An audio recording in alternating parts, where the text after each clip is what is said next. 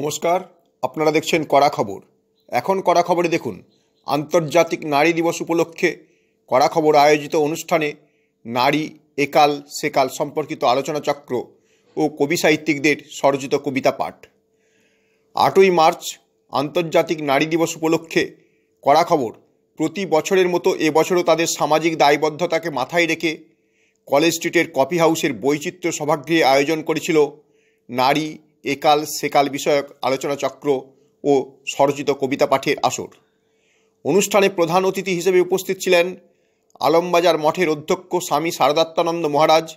বিশিষ্ট বক্তা হিসেবে উপস্থিত ছিলেন চলচ্চিত্র অভিনেত্রী ও পরিচালক পাপিয়া অধিকারী, রাষ্ট্রপতি পুরস্কারপ্রাপ্ত প্রধান শিক্ষক ও বিশিষ্ট রবীন্দ্র গবেষক ডক্টর বিবেকানন্দ চক্রবর্তী, সুরেন্দ্রনাথ ল কলেজের অধ্যাপক ডক্টর রাজর্ষি দাস, বিশিষ্ট সমাজসেবী তথা হাওড়া জেলা আইএনটিইউসির সভানেত্রী শ্রাবন্তী সিং, বিশিষ্ট সমাজসেবী হিমাদ্রি ভট্টাচার্য, সিপিডিআরের প্রতিষ্ঠাতা সভাপতি বিশিষ্ট মানবাধিকার কর্মী দয়াময় বিশ্বাস, শচীনদেব বর্মন একাডেমির প্রাণপুরুষ বিশিষ্ট গীতিকার ও সুরকার দেবাশিস রায়, বিশিষ্ট সমাজসেবী ও বিবেকানন্দ অনুরাগী জয়ন্ত সাহা প্রমুখ। গিটারে বন্দে মাতরম সঙ্গীতের সুরমূর্ছনা তুলে উদ্বোধনী অনুষ্ঠান শুরু করলেন দূরদর্শন ও বেতার খ্যাত বিশিষ্ট গিটার শিল্পী স্বপন ঘোষ। নারী দিবস উপলক্ষে স্বরচিত কবিতা পাঠ করেন মানসী ব্যানার্জি, অধ্যাপক ফাল্গুনী ঘোষ ও শচীনদেব বর্মন একাডেমির পক্ষ থেকে দেবাশিস রায়। স্বাগত ভাষণ দেন কড়া খবরের প্রতিষ্ঠাতা সম্পাদক সাংবাদিক কৃষ্ণপ্রসাদ পাত্র। তিনি তার বক্তব্যে বলেন যে কড়া খবর তার জন্মলগ্ন থেকেই সামাজিক দায়বদ্ধতাকে মাথায় রেখে বছরের বিভিন্ন সময় সামাজিক অবক্ষয় ও সমাজ চেতনার বার্তাটিকে জনমানসে তুলে ধরতে ব্রতী। তাই তারা যেমন আন্তর্জাতিক নারী দিবসে নারীদের যথাযথ সম্মানের জন্য ও তাদের অধিকার আদায়ের জন্য নারী দিবস পালন করে থাকেন, পাশাপাশি বিশ্ব উষ্ণায়নের ভয়াবহতা মানুষের সামনে তুলে ধরতে অরণ্য সপ্তাহ পালন করে গাছ লাগানোর উপকারিতা বোঝাতে সেমিনারের আয়োজন করে। আবার গণতন্ত্রে জনগণ কতখানি উপেক্ষিত সে সম্পর্কে আলোচনা চক্রও করে থাকেন, যেখানে বিভিন্ন সময় বিশিষ্ট বক্তা হিসেবে উপস্থিত থেকেছেন সমাজের বিভিন্ন স্তরের রাজনৈতিক ব্যক্তিত্ব, মন্ত্রী, আমলা, অধ্যাপক, চিকিৎসক, বিজ্ঞানী, সুরকার, সঙ্গীতশিল্পী, চলচ্চিত্রশিল্পী, স্কুল শিক্ষক ও সমাজসেবী ব্যক্তিত্বরা। এবছরও তারা তাদের সামাজিক দায়বদ্ধতাকে মাথায় রেখে সমাজের বিভিন্ন দিক থেকেও বেশ কিছু বিশিষ্টজনকে উপস্থিত করেছেন নারী একাল সেকাল বিষয়ক আলোচনার জন্য। অনুষ্ঠানে প্রধান অতিথি আলমবাজার মঠের অধ্যক্ষ স্বামী শারদাত্মানন্দজি বলেন, আমাদের জন্মের আগে থেকেই নারীর সঙ্গে আমাদের নারীর সম্পর্ক, তাই তো নারীদের সম্মান আমাদের দিতেই হবে। আর নারীদের যদি আমরা যথাযথ সম্মান দিই তবেই আমাদের সমাজ দ্রুত গতিতে এগিয়ে যাবে, আর ভালো মাকেও আমরা পাব। নারীর একাল সেকাল নিয়ে আলোচনায় বিশিষ্ট চলচ্চিত্র অভিনেত্রী ও পরিচালক পাপিয়া অধিকারী সেই আদিম যুগ থেকে বর্তমান যুগ পর্যন্ত নারীদের কথা তুলে ধরেন।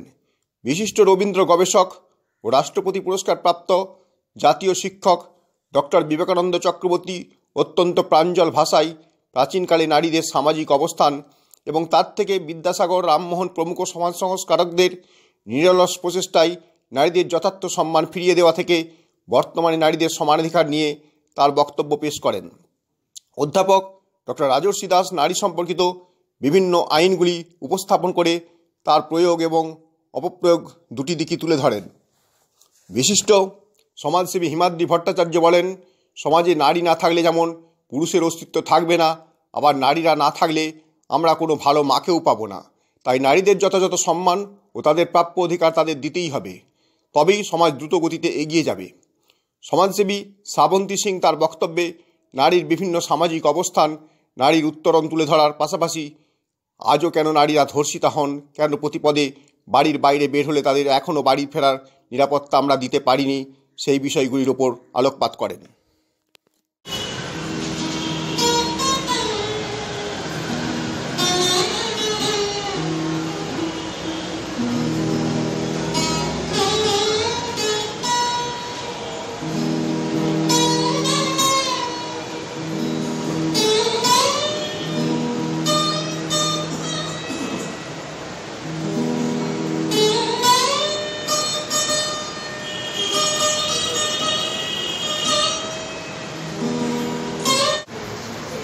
আর এই যুগ আর সেই যুগের কথা একটু আগেই উঠেছিল, যা আজকের টপিক্সের মধ্যে আছে কৃষ্ণ ভাইয়ের।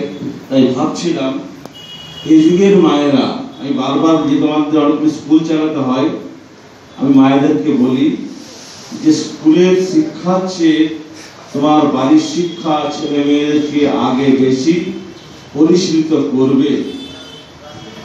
খুব ছোট ছোট ভাবেই বলি মায়েদেরকে যে তুমি কি জানো, তুমি একজন হিন্দু নারী, তুমি ছেলেকে বিজ্ঞান করতে চাও, তুমি স্বামীকে সম্পদশালী হতে দেখতে চাও, তুমি কি লক্ষ্মীর মন্ত্রটি জানো? তুমি কি ছেলেকে সরস্বতী পুজোর দিনে মেয়েকে সাজিয়ে নিয়ে আসো হলুদ কাপড়ে? তুমি কি কখনো মেয়েকে তোমার সরস্বতীর মন্ত্রটি আগে পড়িয়েছো? তুমি এখনো বলি যে স্বামীজি বলছেন হিন্দুয়ানি হচ্ছে গীতা, গঙ্গা, গায়ত্রী এবং গোবিন্দ, চতুর্গকার সংযুক্তে পুনর্জন্ম অভিজ্ঞতে। এই শিক্ষাগুলি শিখবো কোথায়? না, মায়ের কাছ থেকে। স্বামীজি আরেকটা জায়গায় বলছেন, যদি একজন গৃহে একজন মা শিক্ষিতা হন, সেই গৃহটি আলোকিত হয় না, সমাজটি উতরে যায়। তো আমরা সেই মা চাই।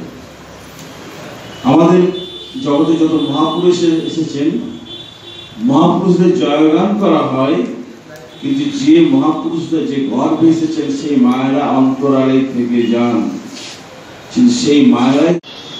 কারণ কৃষ্ণ বলেছে এখনকার মতো, এখনকার ধাঁচে আজকের মেয়েদের আমি চলে যাব 500 বছর আগে কি 1000 বছর আগে। সেখান থেকে আমরা যদি হতুম সেই 1000 বছর আগেকার, শত শত বছর আগে জন্মালে সতীদাহ, বিধবা অত্যাচার, ধেয়ে আসা শত্রুর গণধর্ষণের, নারীর নীরব অশ্রুপাত, ঘরে বাইরে নারীর নীরব অশ্রুপাত কবেই দল বেঁধে শেষ করে দিত আন্দোলন করে। আমি গান্ধারী হলে দুর্যোধনকে প্রথমেই কঠিন শাসনের শৃঙ্খলে বাঁধতুম, তাহলে না হতো সে এত লোভী, না অত নিষ্ঠুর, হয়তো কুরুক্ষেত্রের যুদ্ধটাই হতো না, বা হয়তো হতো। কিন্তু গীতা, ভাগবত এই গান্ধারীর বুকেই থাকতো। কি হলে কি করতে হয় না জানলে দুঃশাসনকে শাসন করত কেমন করে। যুদ্ধটা হয়তো হতো, অন্য অত্যাচারীরা যুদ্ধ বাঁধাতই, কারণ সে সময়টা ছিল যুদ্ধেরই। মুশকিল হলো যুদ্ধের ঠিক পূর্ব মুহূর্তে কৃষ্ণ গীতা বাঁধলেন। কারণ অর্জুনকে যা যা বলেছিলেন সেটা একটু যুদ্ধের ঠিক পূর্ব মুহূর্তে কৃষ্ণ গীতা বাঁধলেন। যখন পুণ্যাত্মা অনেক কৌরব ও পাণ্ডব কুরুক্ষেত্রে যুদ্ধার্থে দণ্ডায়মান, যুদ্ধের চিত্রনাট্য তৈরি ছিল, তাই ছবিটাও সম্পূর্ণ হলো।